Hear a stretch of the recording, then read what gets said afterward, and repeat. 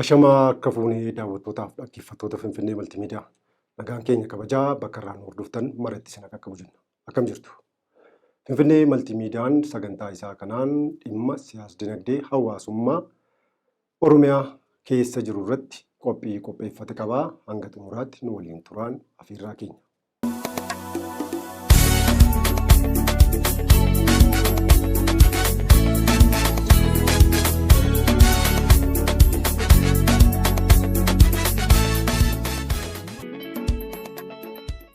Egaan daawwattootaaf dhaggeeffattoota Finfinnee Maltiimiidiyaa akkuma beekamu har'as kutaalee Oromiyaa garaagaraa keessatti haleellaan humnoonni waraanaa mootummaa fudhatan akkasumas kan finxaaleeyyiin naannoo Amaaraarraa dhufan Horroo Guduruu Wallaggaa keessatti bakkeewwan garaagaraatti namoonni qe'ee qabeenyarraa buqqa'uu irra darbee lubbuu isaanii qaalii dhabaa jiru. Kanaaf gadda guddaa nutti dhaga'ame ibsannaa. Gara qabxii keenya irratti gaafa dhufnu walitti bu'insa yeroo ammaa kana mootummaa federaalaa fi humna waraana bilisummaa Oromoo gidduutti kutaalee Oromiyaa garaagaraa keessatti adeemsifamaa jiru hawaasa bal'aa irratti rakkoo siyaasaa, dinagdee, hawaasummaa guddaa uumeeti jira. Gaagaamni siyaasaa kun kanneen kumaatama dhibbatti lakkaa'aman qe'ee qabeenyarraa buqqisee bakkeewwan garaagaraa keessa qubatanii jiru. Kun immoo adeemsa keessa rakkoo siyaasaas qaqqabsiiseera, rakkoo dinagdee qaqqabsiiseera, rakkoo hawaasaas akkasumas rakkoo hawaasaa qaqqabsiiseeti jira. Maarreen egaa waraanni bilisummaa Oromoo maaliif qabsoo meeshaa filate gaaffii jedhu jalqaba irratti kaasnee yoo ilaallutti inni duraaf qabxiin guddaan maa inni wal amantaa dhabuurraa kan ka'edha. Wanti sun kan ta'e jennee yaadna. Kunis maa inni mootummaan akka mootummaatti qaama hidhatee socho'u yookaan waraana bilisummaa Oromoof gaaffii inni qabu, gaaffii inni gaafatu gama seera fi heerri mootummaa biyyattii jedhuun taa'anii mari'atanii rakkoo furuurra wal xiqqeessuu, wal tuffachuu kanatu amaleeffamee jira jechuudha. Maarreen wal amantaa dhabuun kun kan har'a eegale miti. Jaarmiyaalee siyaasaa Oromoo keessatti yeroo dheeraaf wanta barame amaleeffannaa wanta ta'edha. Maarreen kan ammoo akka fakkeenyaatti yoo kaasnee ilaallee yaadattuu bara 1992 yoggaa mootummaan ce'umsaa hundaa'e ABO'n chaartara seenee ture. Chaartara sana keessa jalqaba murni ABO kan jaarraa Abbaa Gadaan hoogganamu chaartara sana dhiisee ba'e. ABO'n chaartara sana keessatti hafes utuu hin turin chaartara sana keessaa ba'ee jechuudha.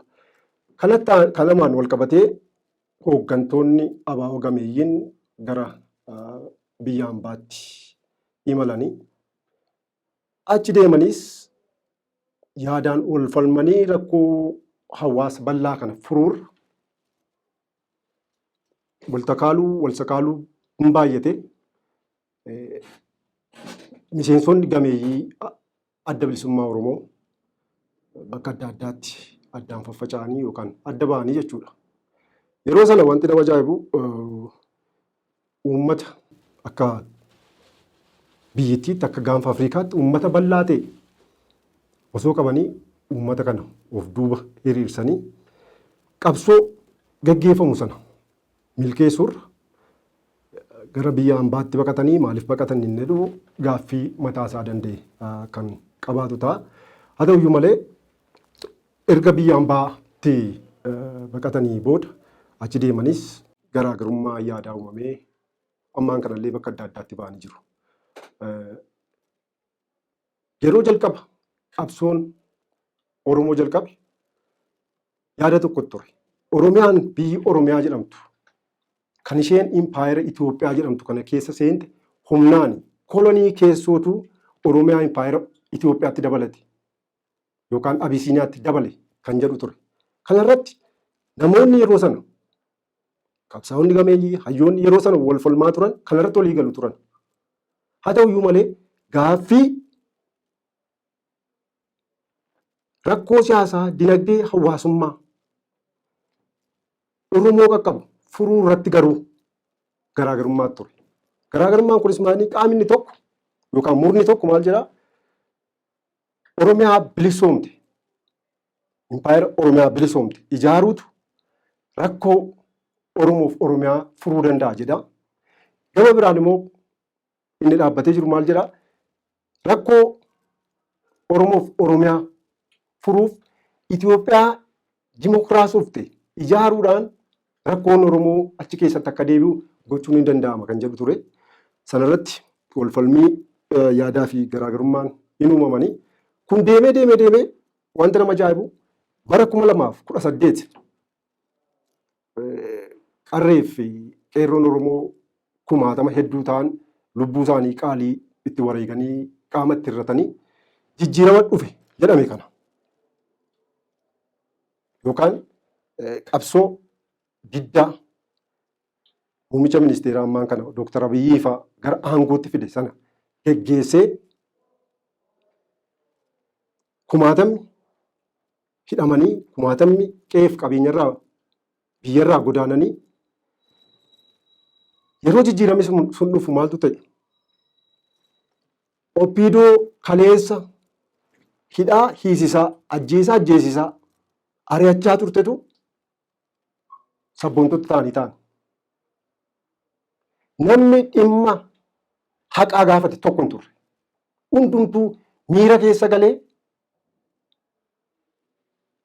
keessa galee asiinis achiinis hundumtuu miirumaan oofamee wal harkaa fuudhee iyyaama ture. Gaariidha jijjiiramni dhufuu isaa itti gammaduun qabsoo karaa nagaa geggeeffamee lubbuu dargaggoo Oromoo hedduu galaafate sanaan jijjiiramni dhufuun baay'ee gaariidha. Haa ta'uyyuu malee jijjiirama sana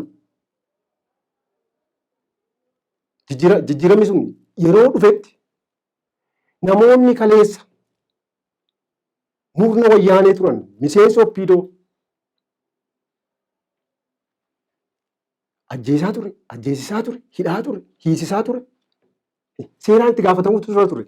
Sun hin taane sanumaayyuu isaan hammaatanii sabboontota ta'anii dubbiin itti fufee jechuudha. Kaleessa abaa'uudhanii si ari'atu. Kaleessa abaa'uudhaniiti kan isaan ajjeesaa turan. Kaleessa abaa'uudhaniiti kan isaan hidhaa turan. Itti fufe muummeen ministeeraa mana maree bakka buutotaa fuuldura dhaabatee yoggaa waadaa seenutti nuyi shororkeessitoonni jedhe. Nuyi kan ajjeese, nuyi kan hidhe. Kanaaf dhiifama jedhee uummata gaafate. Ilmaan Oromoo mana hidhaa keessa turan deebi'anii gaafa qe'eetti galan garuu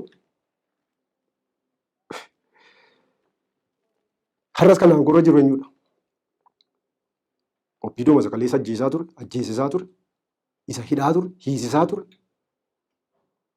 isa qaama hir'isaa ture sanatu har'as aangorra jira. Gochaa badiisaa kaleessaaf ittiin gaafatamin. Har'oo kaleessa abaa'uudha siin jedha. Har'a immoo shaneedhaa siin jedha.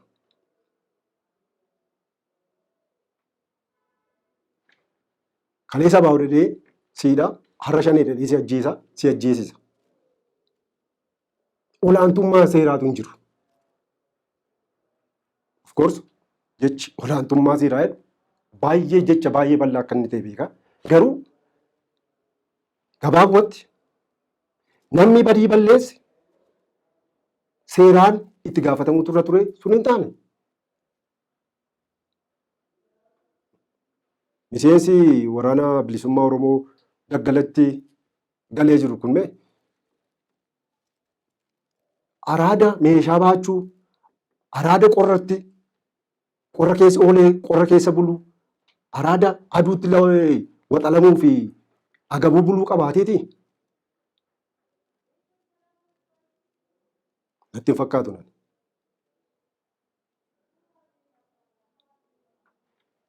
Rakkoon kaabaa karaa nagaa furame soqee baay'ee gaariidha nagaan furamuunsaa. Gaafa rakkoo dhimma TPLF fi mootummaa federaalaa gidduu jiru mariidhaan hiikamu jedhametti mootummaan maal jedhe? Mootummaan federaalaa Itoophiyaa haal duree tokko malee mari'achuuf qophiidha. Baay'ee gaariidha. Gara Piriitooriyaa Afrikaa kibbaa deemanii hin mari'atanii qabxiiwwan irratti olii galanii Keeniyaa dhufanii hin haasa'anii baay'ee gaariidha. Rakkoon karaa nagaa furamuunsaa. Haa ta'uyyuu malee muummeen ministeeraa Deengaddaa mana maree bakka buutotaatti dhimma nageenyaa ilaalchisee gaaffii isaaniif keef maal jedhan? ለሰላም በራችን ሁሌም ክፍት ነው። ለንግግር በራችን ሁሌም ክፍት ነው። ከክላሽ ባሻገር ለመወያየት ዝግጁ ከሆነ ግን በራችን ሁሌም ክፍት ነው። በንግግር በውይይት ሰው ህግ እስካከበረ ድረስ ችግር የለብንም። hanga meeshaa hiikkateetti waraana bilisummaa Oromoo kan isaan shanee jedhanii waaman waliin haasa'uuf mootummaan isaanii qophii akka ta'edha kan isaan ibsan.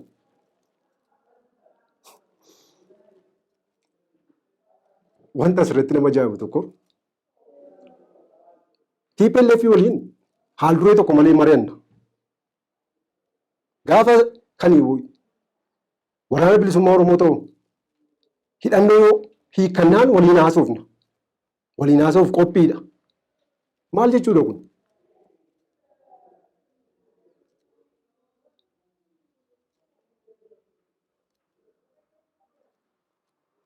Kun deemee hawaasa bal'aa irratti gaagama dinagdee, gaagama siyaasaa, gaagama hawaasummaa uumeeras inuumas. Kun immoo Oromiyaa keessatti qofa miti. Dhimmi Oromoof Oromiyaa keessa jiru, rakkoon Oromoof Oromiyaa keessa jiru furmaata argatu taanaan rakkoon Oromoof Oromiyaa furmaata argatu taanaan akkuma beekamu except Tigraay irraa naannoo Tigraay irraa kanaaf Oromiyaan Beenishaangul waliin wal daangessaa, Gaambeellaa waliin wal daangessaa, naannoo uummattoota kibbaa waliin, naannoo Affaar, naannoo Gaambeellaa, naannoo Somaalee kana waliin wal daangessa. Maariin gaagaammi siyaasaa, gaagaammi dinagdee, gaagaamma hawaasummaa Oromoo qaqqabe jechuun salphaatti naannolee kanatti babal'ata. Babal'achuus danda'a.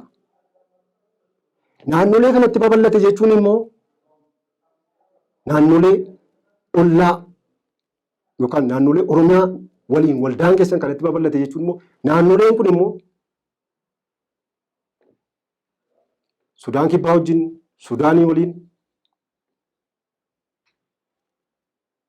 Somaalee waliin, Affaar waliin, Jibuutii waliin, Keeniyaa waliin wal daangessu. Oromiyaa dabalatee jechuudha. Kanaaf naannoo wanti isheen xiqqoo fakkaattee har'a ilaalamtu kun kaleessa yeroo waraanni bilisummaa Oromoo kaampiin seenu jedhee murna adda bilisummaa Oromoo irraa fottoqee bosonatti hafee maal akka inni ture hin beektu. Miciree gadameessa keessa ture yeroo sana. Miciree reefuu gadameessa keessatti uumamte ture. Kunoo waggaa 4, waggaa 5. Har'a bakka kaleessa ture har'a jira hin jiru. Baay'inni miseensa isaatii bakka kaleessa ture jira hin jiru. Itti fufi. Miseensa Oppiidoo kaleessaa kan wayyaaneef ergamaa turte har'a maqaa bilxiginnaatiin aangoorra jirtu kaleessa abaawottee dargaggoo Oromoo ariyaa ajjeesaa hidhaa turte har'a akkuma kaleessaa dargaggoo Oromoo irratti gocha wal fakkaataa raawwate. Kun immoo maal godhe? Kaleessa inni hidhame, inni oppiidoon kaleessaa hiisiste, har'a gaafa doorsisoon itti hammaatu maal ta'u? Bosona seenuudha. Filannoo inni qabu. Kun maal godhe? Lakkoofsi waraana bilisummaa Oromoo yeroo gabaabaa gidduutti haala hin yaadamne daran akka inni dabalu godhe.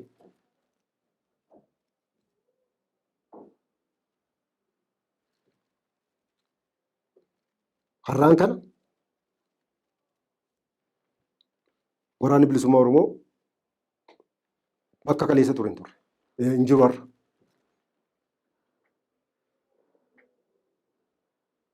Bakka kaleessa ture irra har'a hin jiru. Tootaali.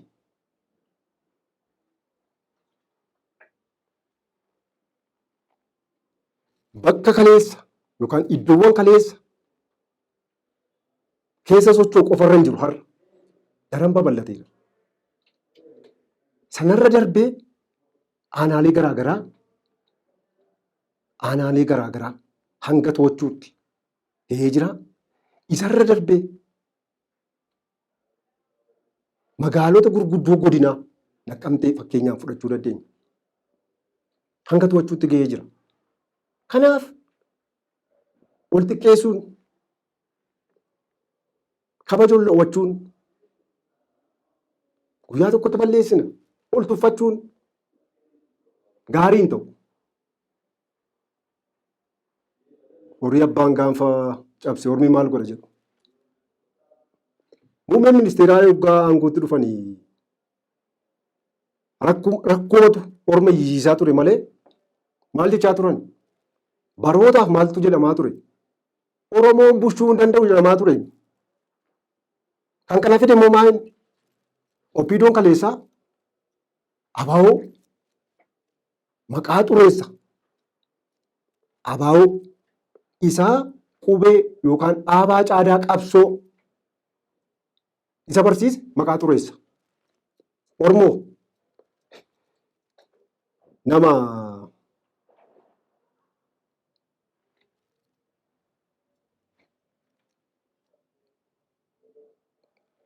hagana jechuun hin qabu ibsuudhaaf.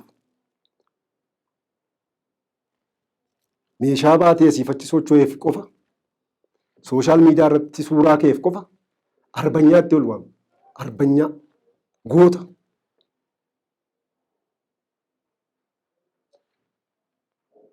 Murni isaan, seelii isaan ijaaran namoota nagaa ajjeesaa kamisee irratti wanta ta'e yaadattu.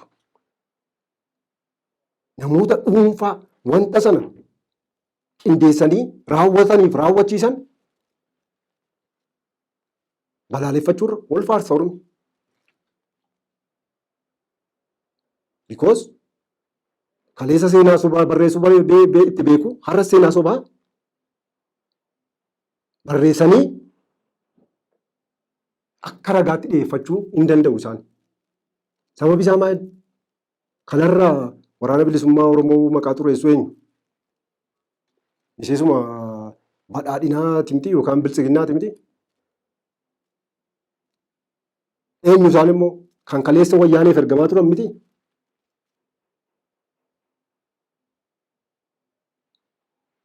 Kun furmaata hin ta'u. Wal xiqqeessuun, wal arrabsuun,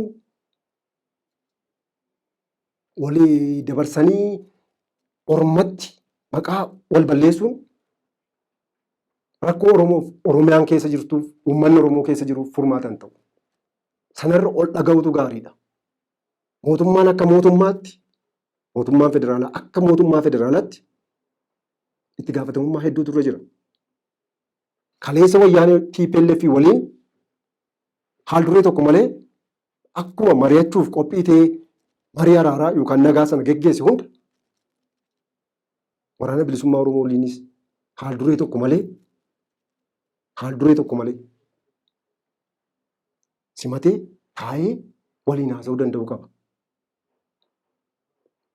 Kanaan dura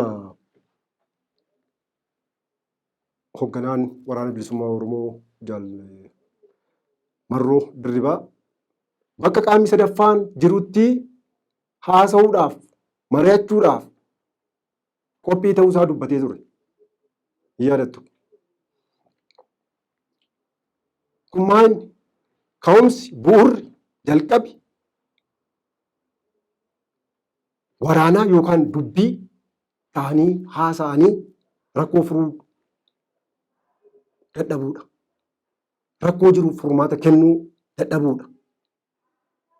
Haa ta'uyyuu malee waraanni geggeeffame lubbuun namoota kumaatama hedduu darbee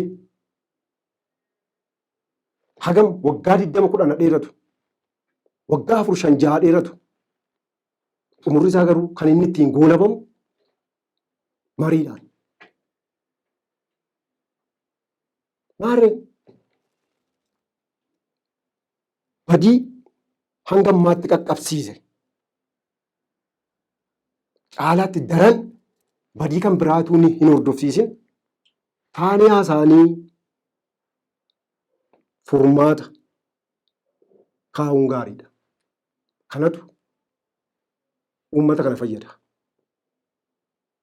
Tokko tokko adoonno akkamittiin akka ibsaniif yaadantu naan galu malee kaayyoon gaaffiin waraana bilisummaa Oromoo hin beekamu. Namni gaaffii malee rakkoo qabaate malee maaltu isa cinqee naan bosonatti bineensa moo maaltu bosonatti isa gashame?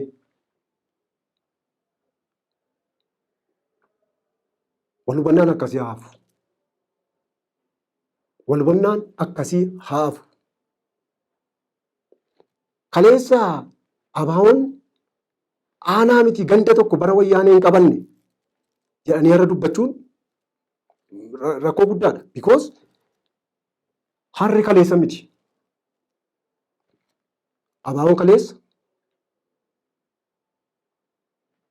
wal takaaluuf wal sakaaluu hooggantootaaf hayyoota gidduu tureen ganda tokko hin qabatin hafeera. Haa ta'u garuu abaa caadaa qabsoo uummata Oromoo barsiiseera. Kan immoo tasa mormuun immoo hin danda'amu. Waraanni bilisummaa Oromoo har'a gandarra darbee hanga magaalaata gurguddoo zoonii to'achuutti gahee jira. Kanas miti jechuun nagummaa natti hin fakkaatu. Rakkoon Oromiyaa keessa jiru yookaan rakkoon TPLF fi rakkoon mootummaa federaalaa gidduu turee fi rakkoo waraana bilisummaa Oromoof rakkoo mootummaa federaalaa gidduu jiru keenya yoo ilaalle rakkoo isa kaabaa sanatu daran wal xaxaa ture. Baay'ee hammaataas wal xaxaas kan ture isadha.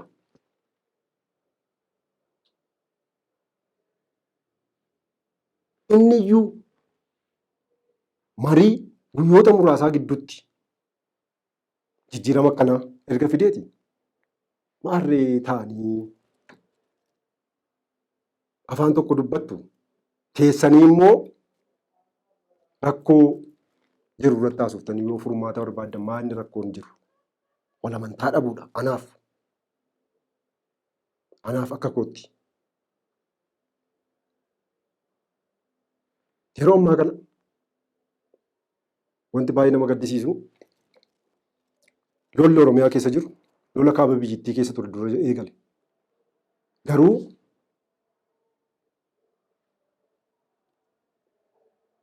mootummoonni biyyoota lixaa jaarmiyaaleen gurguddoo addunyaa kana xiyyeeffannaa laanneef. Sabaa himaaleen gurguddoo addunyaa xiyyeeffannaa laanneef. Haa ta'u malee dhimma wal waraansa humna mootummaa federaalaa fi TPLF gidduu ture garuu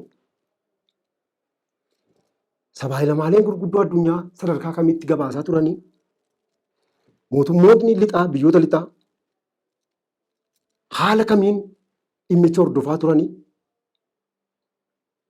lolichi akka inni dhaabbatuuf qoqqobbaa akkamii gochaa turanii Garuu dhimma Oromiyaa irratti sana gochaa hin jiran. Maa inni sababi isaa? Tokko jaarmiyaaleen maqaa Oromootiin hundaanii socho'an tokkummaa dhabuudha.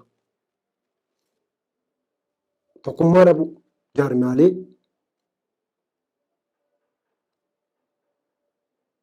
siyaasaa Oromooti. Hundumtuu maqaa Oromootiin socho'u, rakkoo Oromoo walqixa dubbatu, yeroo walitti dhufan garuu yaadaan wal mo'achuurra ejjennoo mataa isaanii qabaatanii walii galuurra walirraa fagaachuutu jira. Fakkeenyuma salphaa filannoo ja'affaa biyyoolessaa bara darbe geggeeffame irratti yoo xiqqaate jaarmiyaaleen siyaasaa Oromoo boordii filannootti geggeeffaman 8 ol ta'u. 8 ol ta'u.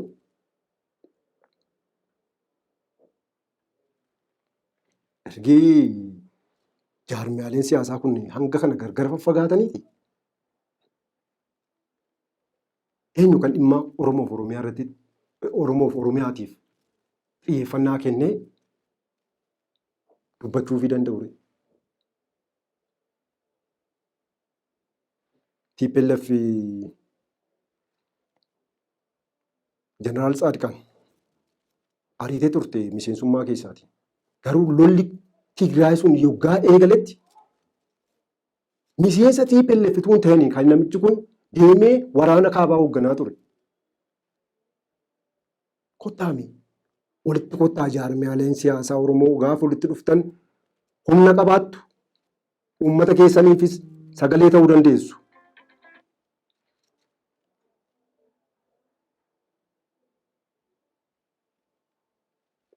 Inni lammaffaa dhiibbaan kan uumamuu danda'u guddaa galatooma jechuun barbaada. Diyaaspooraan Oromoo ala jirtanii tibbana sochii gaarii gochaa jirtu. Sochiin keessan jabaatee itti fufuu qaba. Uummata keessaniif sagalee taati jirtu waan ta'eef jechuudha. Walumaa galatti dhimma siyaas dinagdee fi hawaasummaa Oromiyaa kana yoggaa goolabnutti tokko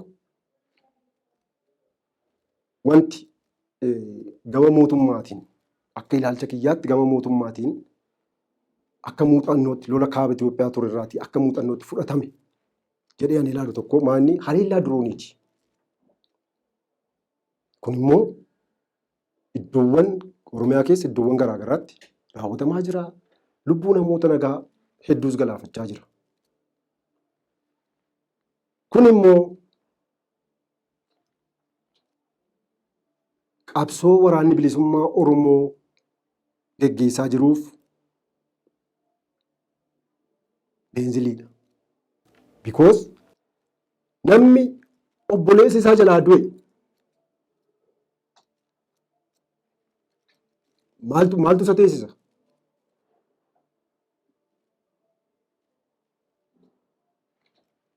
Innis imalli isaa gara bosonaati. Namni abbaan jalaa du'e ijoollee 5 qabaachuu danda'a namni sun.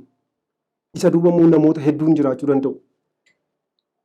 Furmaanni filannoo isaan qaban maali? Filannoon gara bosonaatti imaluudha.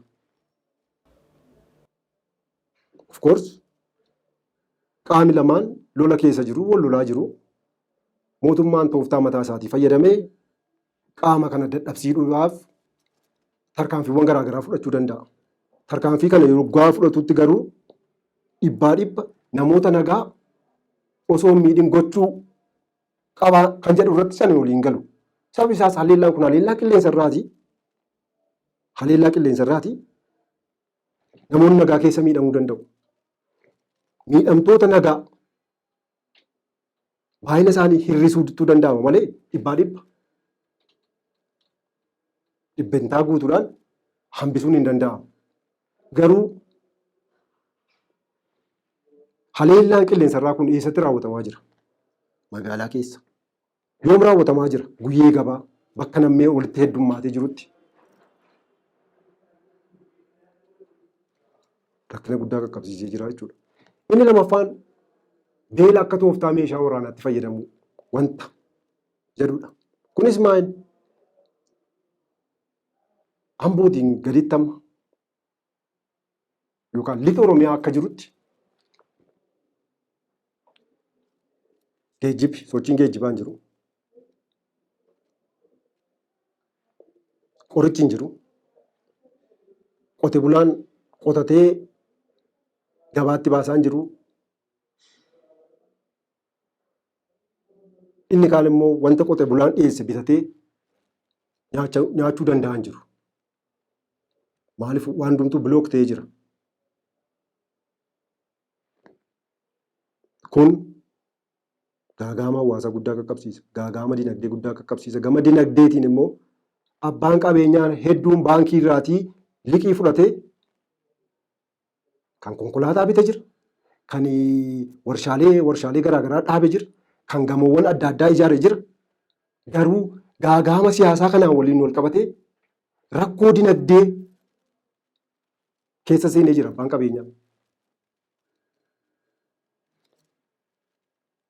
Hanga hojjetee hin buufatinitti keessaa fideetti kan inni ala baankii kaffalu.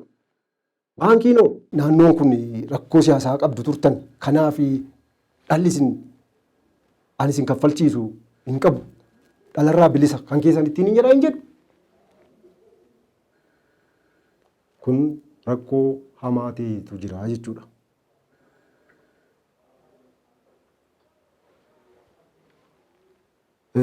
Tibbana guyyaan lamaan dura koomishiniin balaa kan Itoophiyaa miseensota mana maree bakka buutotaatiif riippoortii dhiyeessee ture. Riippoortii inni dhiyeesse sana keessatti yookaan gabaasa inni dhiyeesse sana keessatti kan inni xiyyeeffatee kan inni fuulleffatee dubbachaa ture adda durummaan gargaarsa namoomaa, midhaan nyaataa naannolee Tigraayin kallattii afuriin qaqqabsiisaa jirra kan jedhudha tokko. Itti aanee gargaarsa namoomaa midhaan nyaataa naannoo Amaaraa qaqqabsiisaa jirra, naannoo Affaariin qaqqabsiisaa jirra. Ooshaan torbanuma sana keessa guyyaa lamaan tokko gabaasa kan dura guyyaa lamaan tokko dursee Oochaan gabaasa baasee ture. Bakkeewwan yookaan naannolee Oromiyaa naannoo Amaaraa fi Benishaangul waliin wal daangessan irraatii namoonni naannaa 740,000 ol ta'an buqqa'anii qabeenyaaf qe'eef qabeenya isaaniirraa buqqa'anii jiraachuu. Gargaarsi namoomaa erga isaan qaqqabeetii waggaa lamaan ol kan lakkoofsise ta'uu dheera ibsi Oochaa immoo.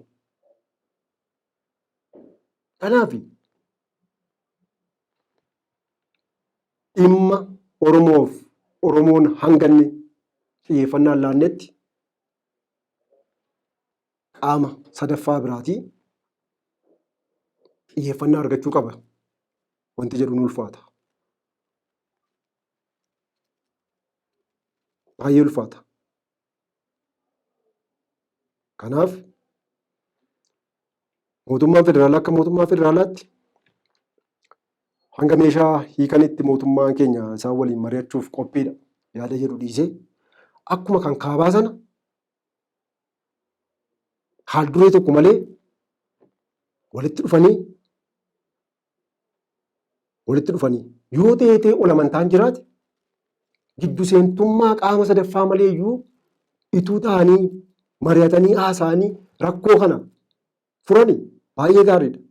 Sababi isaas Oromoo ajjeesaa jira. Baay'ee nama qaanessa kun. Baay'ee tokko nama qaanessa.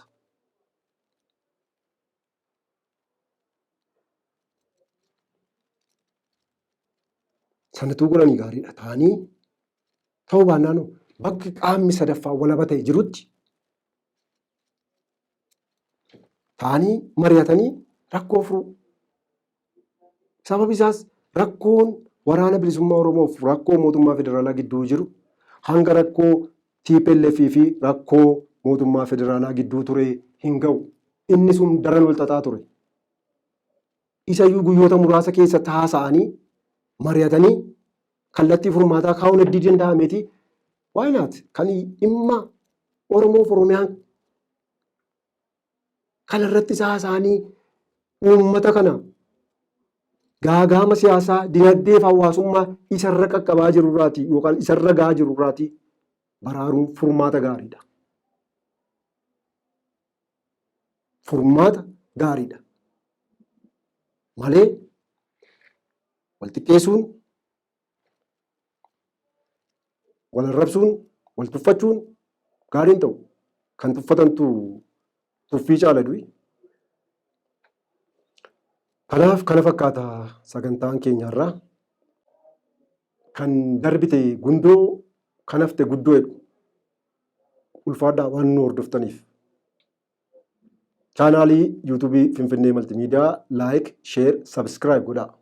Finfinnee Maltiimiidiyaa madda seenaaf odeeffannooti.